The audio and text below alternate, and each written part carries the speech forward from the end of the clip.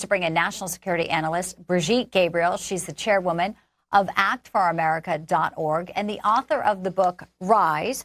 Also with us, former CIA analyst Fred Fleitz. He's also the former NSC chief of staff for the Trump administration and the vice chair of the America First Policy Institute.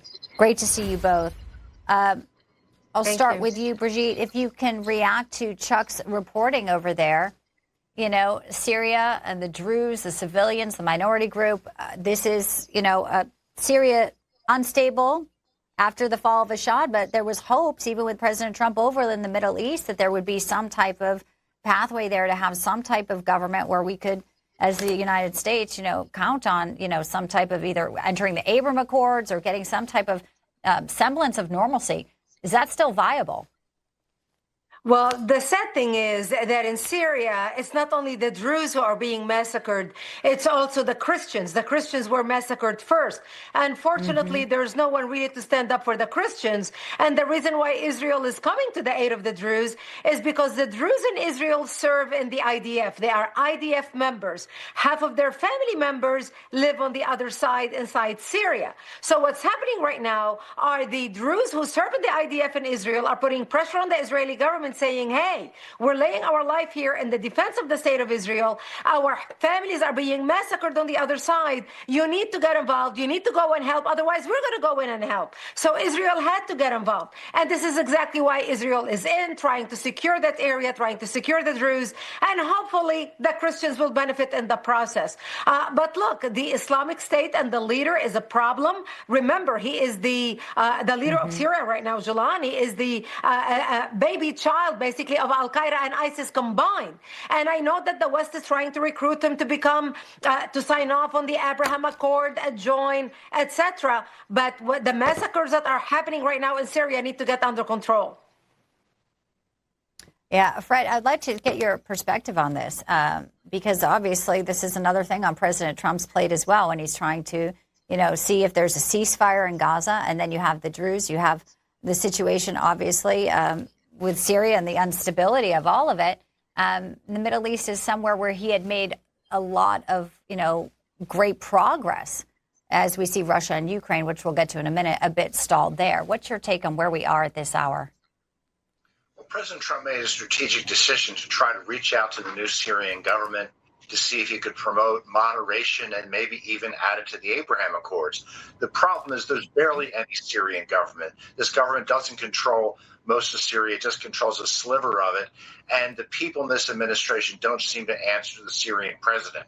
There are reports that these attacks on the Druze in southern Syria included members of the Syrian government. The Syrian president didn't approve this. He claims he wants to have a good relationship with the Druze and condemn the attacks. But there's going to be trouble here because there is chaos and anarchy in this country because it is so poor, it is so out of control. And I don't see the day coming soon that we could add this country to the Abraham Accords. They need to get their house in order.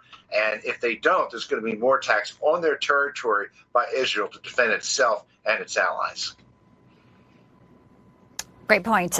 Let's talk about this cyber attack, which is, you know, possibly could be a bigger story. We're looking at sort of the information coming in. So Kyiv Independent here, Ukrainian hackers have wiped databases at Russia's Gazprom. They're calling it a major cyber attack. It happened yesterday.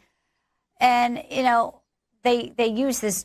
Gazprom's also a drone supplier called Black Owl. So Ukraine doesn't, you know, as many are looking at this saying, well, if you don't have the military capabilities, this is really one way you could get at Russia. Could this be the beginning of a new approach with cyber warfare? I'll let you each weigh in on this. First to you, Brigitte. Well, we're seeing the Ukrainians become more creative in the way they are fighting this war. One, they are emboldened right now by NATO coming to their defense, standing with them, as well as America supplying the weapons needed that NATO can purchase and provide to the Ukrainians to defend themselves from the Russians. And this comes also on the back of the last attack where we saw Ukrainians launch attacks inside Russia from Russia. So we're seeing a sophistication here that's really ramped up, and it's very impressive. Fred, what do you think? Obviously, implications potentially for Europe if it's Gazprom. This is an interesting story that we're still bubbling up very closely. Gazprom would not talk about whether or not they were hacked, obviously, so no comment confirming this.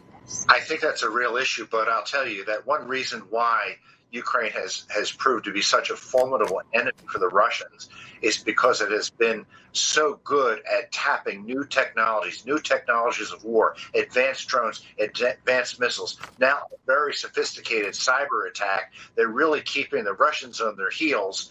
And I think this is going to continue because Ukraine has been able to attract money and technology and know-how to fight a much more powerful nation that's been attacking it. That's why this war right now is at a standstill.